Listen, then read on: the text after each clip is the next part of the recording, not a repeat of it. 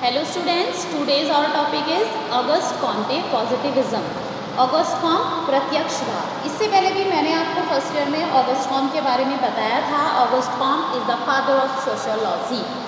August Comte को समाजशास्त्र के जनक के रूप में जाना जाता है। ऑगस्ट कॉम्ट ही वह व्यक्ति थे जिन्होंने एक वैलिड फॉर्म में सोशियोलॉजी को, यानी कि एक सोसाइटी से रिलेटेड जो साइंस था जिसका कोई पर्टिकुलर नेम नहीं था, उसे सोशियोलॉजी नेम दिया था, उसे अस्तित्व में लाया था।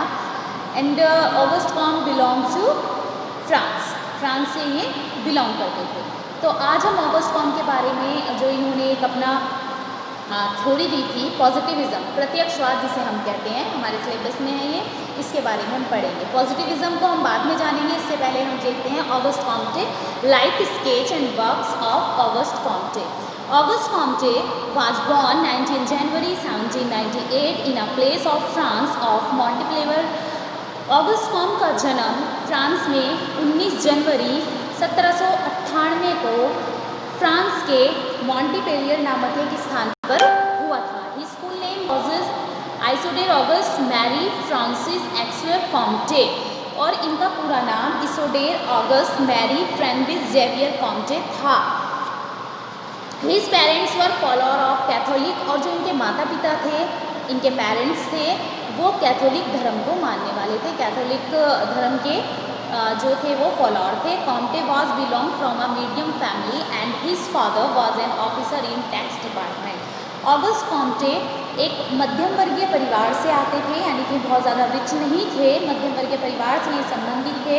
और जो इनके पिता थे वो टैक्स डिपार्टमेंट में कर विभाग में एक अधिकारी के रूप में कार्य करते थे। From childhood in Auguste Comte developed two main qualities. Number one, they was rich in sharp and talent. Number two, he was opposed to an established power. जो ऑगस्ट कॉम्टे थे, बचपन से ही इनमें दो मुख्य गुणों का विकास होना शुरू हो गया था, यानी कि दो मुख्य गुणों को इनके हम व्यक्तित्व में देख सकते थे।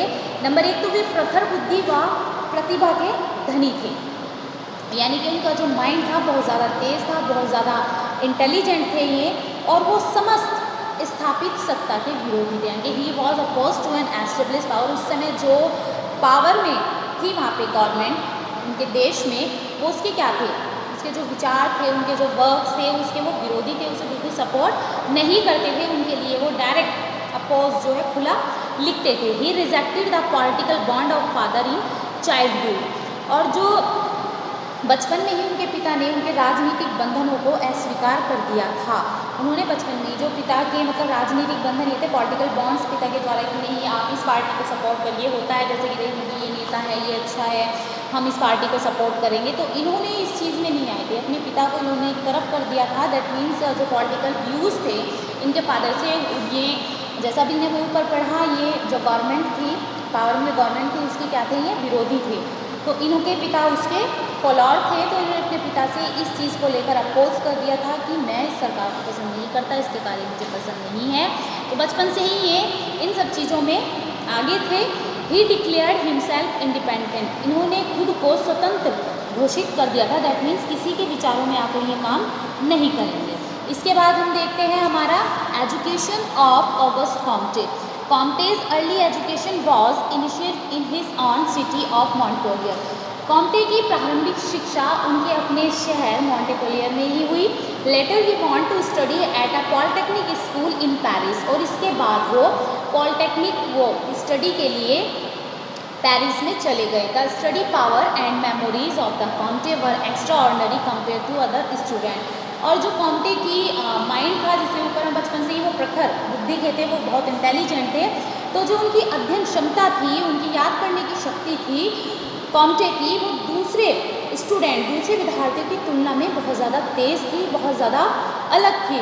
Due to his sharp intelligency he become very popular among the student. His classmates call him by the name of philosopher. और अपनी इसी शार्प इंटेलिजेंस, तेज़ बुद्धि की वजह से, यूनिक इंटेलिजेंसी की वजह से, वो अपने जो उनके साथी विद्यार्थी थे, जिनके साथ वो पढ़ते थे, उनके बीच में बहुत ज़्यादा फेमस हो गए। उनके क्लासमेट, उनके साथ पढ़ने वाले उन्हें फिलोसफर नाम से, दार्शनिक नाम से बुलाते थे।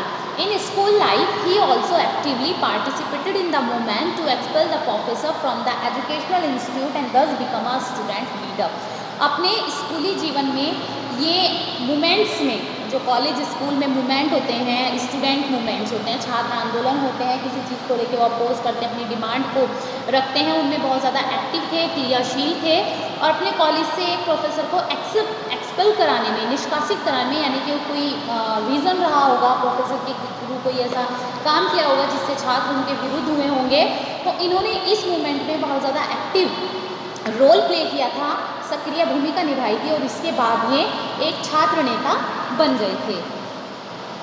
इसके बाद है then he Comte was 20 years old, then came into contact with philosopher Saint Simon among other great thinkers. जब कॉम्टे 20 वर्ष के थे, वो महान दार्शनिक सेंट साइमन के कांटेक्ट में आए और ग्रेट थिंकर, जो कि एक महान चिंतनशील उस समय के दार्शनिक थे, ग्रेट फिलोसफर थे सेंट साइमन, उनके कांटेक्ट में आए। He had this contact for 7 years from 1880 to 1824। इनका जो कांटेक्ट था, जो ये संपर्क था, वो 7 वर्षों तक चला, 1818 से लेकर 1824 तक, which had a profound effect on his brain and thought. और ये वो समय था, ये 7 years वो टाइम ड्यूरेशन था जब जो ऑगस्ट कॉम्टे थे, वो ग्रेट थिंकर्स सेंट साइमन के जो व्यूज़ थे, थिंकिंग थे, उनसे बहुत ज़्यादा इफेक्ट हुए। ऑगस्ट कॉम्टे के मस्तिष्क पर उनके विचारों का बहुत ज़्यादा सीधा सीधा असर देखने को मिला। Married life of Comte, a distress chapter of Comte's life begins in 1825 when he married a young woman name Caroline Massin. और कॉम्टे की लाइफ में एक डिस्ट्रेस, एक दुखद समय की शुरुआत 1825 में हो जाती है, जब उन्होंने एक युवा स्त्री जिसका नाम कोरलिन मैसन था, उससे इन्होंने विवाह किया, शादी की। Since this marriage his family life become tragic as his wife was a side effect of quarrels. जब से उन्होंने शादी की ऑगस्ट कॉम्टे ने इस मूवमेंट से, तभी से जो इनका पारिवारिक जीवन था वो दुखी हो गया था, दुखों की शुरुआत हो गई थी इनकी वाइफ की वजह से, क्योंकि जो इनकी वाइफ थी वो झगड़ालू प्रवृत्ति की महिला थी, due to which his married life was never happy. और इसी कारण की वजह से इनका वैवाहिक जीवन, पारिवारिक जीवन जो था विवाह के बाद, वो कभी भी सुखद नहीं रहा, उसमें कोई हैप्पीनेस नहीं थी। बिकॉज हिज वाइफ इज क्वारल्सन, क्योंकि उनकी जो वाइफ है वो झगड़ालू प्रवृत्ति थी, वो बहुत ज़्यादा बोलती थी, उनकी जो ऑगस्ट कॉम्टे से विचार नहीं मिलते थे, उनसे उनकी कभी नहीं बनी, और इस वजह से जो ऑगस्ट कॉम्टे है वो डिस्टर्ब हुए थे और उनकी फैमिली लाइफ जो थी वो सैडनेस में डूबी रही। Because of his weak nature his married life was never happy. और उस औरत के उनकी वाइफ के दुष्ट स्वभाव की वजह से उनका वैवाहिक जीवन कभी भी सुखद नहीं रहा। Its end struggle was autumn and struggle was only after the divorce in 1862। और जो ये इनके वैवाहिक जीवन में दुखद समय की शुरुआत हुई थी, जो ये संघर्ष था, जो ये एक बुरा दौर इनके जीवन में चल रहा था, ये एक लंबे समय बाद, काफ़ी संघर्ष करने के बाद, जब 1862 में इनका तलाक हुआ, उसके बाद जाकर इस दुख की जो है समाप्ति हुई। एंड हुआ इस दुख पर एक लॉन्ग ड्यूरेशन ये रहा है। 1825 में इन्होंने मैरिज की थी, 1862 में डाइवोर्स हुआ, यानी कि एक लॉन्ग टाइम इन्होंने बहुत ज़्यादा दुख में गुजारा।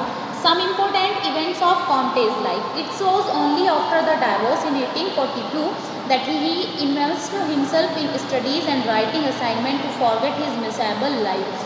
और जब उनका तलाक हो गया ऑगस्ट कॉम्टे का 1842 में, इस तलाक को लेने के बाद इन्होंने जो है अपने स्टडीज़ को, अपनी राइटिंग्स को, यानी कि जो इनका अध्यापन कार्य था, लेखन असाइनमेंट, इन्होंने अपनी मिसेरेबल लाइफ, दुखी समय को भुलाने के लिए अपने जीवन में इन्होंने जो है writing work, study work start कर दिया। In 1826 he started lecturing on various subject to him that it. और 1826 में इन्होंने अलग अलग विषयों के जो हैं लेक्चर्स लेने शुरू कर दिए। Would give him both wealth and fame, जिसकी वजह से इन्हें धन और प्रसिद्धि दोनों चीज़ों की प्राप्ति हुई। In the lecture he explain his ideas, और वो अपने लेक्चर्स को व्याख्यान में जो है अपने आइडियाज़, अपने विचारों के द्वारा एक्सप्रेस करते थे।